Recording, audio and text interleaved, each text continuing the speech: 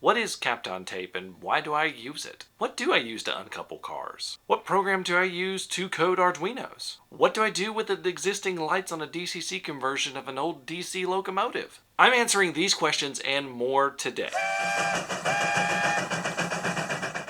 Hey guys, my name's Jimmy. Welcome to Coffee and Trains. Today I'm just drinking some store brand coffee. Just grab something out of the drawer. If you want to tell me what kind of coffee you are drinking and have it featured just like these guys right here, you can do that in the comments below. Also, this is a Q&A episode. If you have any questions that you would like to ask me that can be featured next month, you can put those in the comments below as well. Cheers, guys.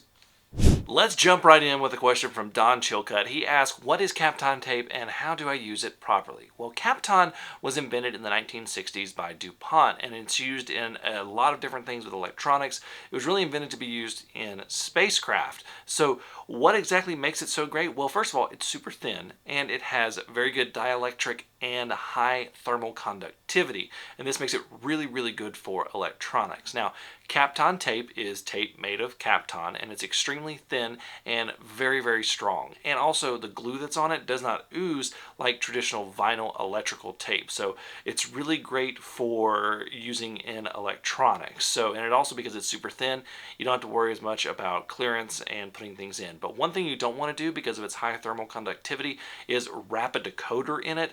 This can cause the decoder to overheat. So I use Kapton tape a lot of times in place of electrical tape in the connections when I'm doing DCC conversions, and I'll also use it to isolate sections. Like if your chassis, like for instance, if I'm doing a Kato DCC install or something like that, I will put Kapton tape on the parts of the chassis where the decoder may touch that may cause a short circuit, just to help prevent that short circuit. So Kapton tape is a great alternative to electrical tape. It is a little bit more expensive than vinyl, but if you're doing DCC conversions, it is a must-have in your toolbox.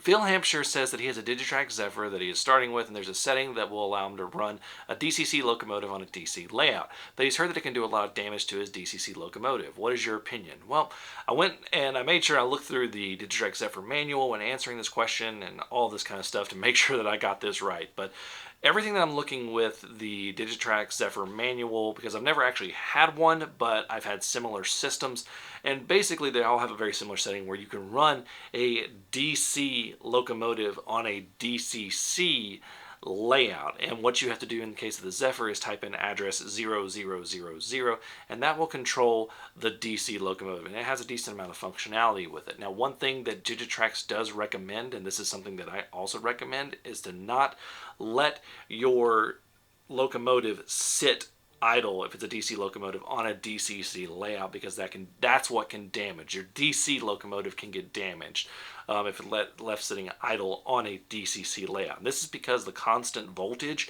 that is supplied with DCC can kind of cause heat issues, and sometimes you'll get even like a little hum sometimes, but that's what can really damage a DC locomotive on a DCC layout. Now, for running a DCC locomotive on a DC layout, I'm going to start saying analog. We're just going to say analog because I'm tired of saying the D's and the C's. What you have to do is you're really looking more at the decoder for that. Now, a lot of decoders have where you can toggle between DCC only and DC and analog operation, and that's a setting in CV29, and a lot of times you can just access it through JMRI if you can do that. If you don't have access to JMRI, you can just either buy a connection for your Digitrax Zephyr, or you can just build a quick and cheap little DCC EX base station to do that.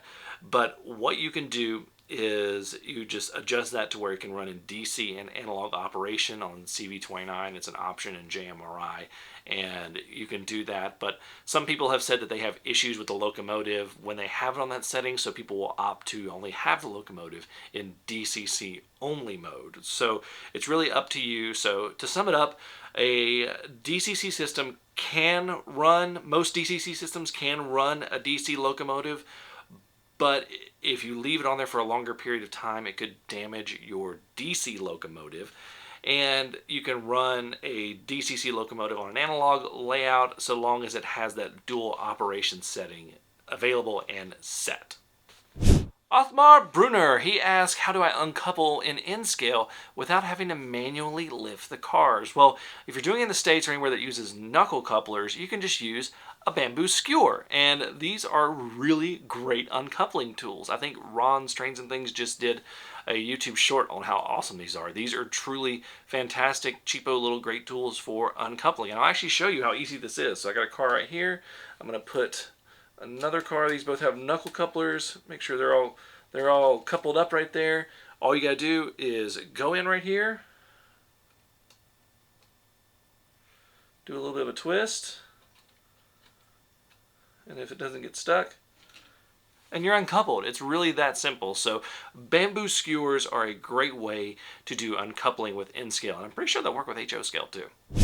Ammonium asks, he says he has an N-Scale lifelike locomotive where the positive wire from the front truck runs through the light and then to the motor. To convert this to DCC, should he try to keep the wiring like it is or have one truck power the motor and the other power the light? So first of all, what I would do is, that's the way that the analog DC system powered lights. You don't need that light anymore. You can actually just cut it away and throw it away. So the way that I will wire up a locomotive like this is I will have each side of the pickups. So you have wires coming out of, with a lifelike, you're going to have wires coming out of each side of each truck on the same side. So both the right side wires and both the left side wires, I will solder those together and put a feeder together, and I will connect them to the proper wires on the decoder, and then I will wire the decoder wires through. And then for the light, I actually will swap it out for a tiny LED. I look for pre-wired ones. I will put one in the description below that's linked up, and I will wire that up through the light hookups, the light wires on the decoder. So really, the decoder takes control of everything, so you don't need to have power coming directly from the track to the light. The decoder will turn the light on and off. So having an LED, typically you want to put some sort of resistor, whether it's like a 400 or a 1K or something like that, depending on that, right there in the line as well. So I hope that helps you out. Michael Ostertag asks, what program do I use to program Arduinos? I use the Arduino IDE, which is something you've probably heard me say, and you're like, what is that? That is the program that Arduino created for programming the Arduinos, and you can download it from their website for free, and I'll put a link to that in the description below. You actually saw me just do Arduino programming with ChatGPT in a previous video, and I'll link that at the end of this video. Definitely makes it a lot easier to program. Raider0319 asks, is there a dedicated place to see what models take what decoders? Well, it depends on your manufacturer. The manufacturers that do this the best, in my opinion, are Digitrax and Soundtrax. They have the best guides for what decoder to use in what locomotive. So you can go on there. Digitrax has decoder selector. Soundtrax has a very similar thing. It's also fairly easy to find it on TCS. That's another one that's really good. So really each manufacturer has a way of finding it. The ones I had the most trouble finding on are NCE and ESU were the ones I had the toughest time finding what decoder goes to what. Mark Leesgang asks, do I need to isolate the siding at the turnout so that the track beyond the turnouts is powered by something else rather than relying on the turnout to supply the power?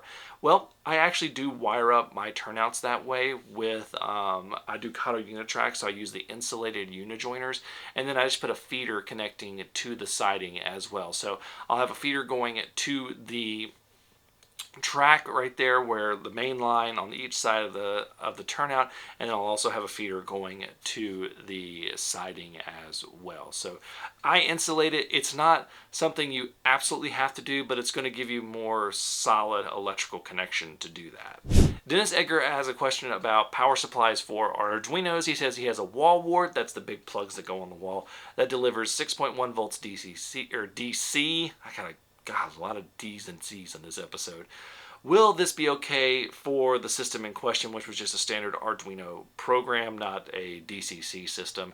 Yes, Arduinos go from 5 volts, typically 5 to 9 volts is a good range for powering an Arduino. That's about typically when I'm hooking them up dedicated, that's what I'll power them with. So 6.1 volts should be fine.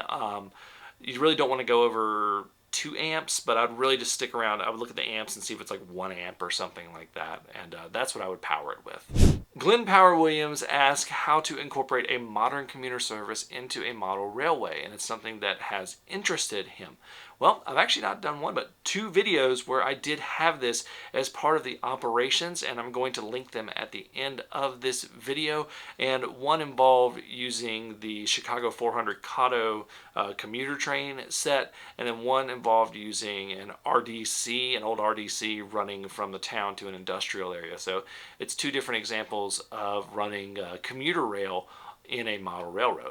Nitro Store asks a question that I'm surprised I haven't been asked before, which is, what is the deepest recommended layout depth from the front to the back side of the track? 36, 42, 44? Is he going too far here? Well, it really depends on your reach and how often you're going to be back. My layout right here is in scale, and it is 30 inches deep. I think at its deepest, it's probably at a diagonal. It's probably 36 in terms of getting to the track. But yeah, so that's my deepest. It really depends on how comfortable you are leaning. I think that 42 and 44 might be stretching it, but I know you're probably thinking about the like 4x8 setup. So it really depends on your setup. Like, I don't have too many issues reaching from the front and the back, except for in the back, which is about between 36 and 40 inches to get to the back part of my track. Plus I have a big mountain there. But that is probably what I would recommend, is right in the 3 foot to 40-inch range is probably the max that I would go. But again, it's entirely up to you, and it's how far you can reach and how long is the space that you're going to have that maximum. Are you just going to have it, be 4 feet deep at a small section, or is it going to be your entire layout? So I hope that answered your question. Thank you so much for sending that in.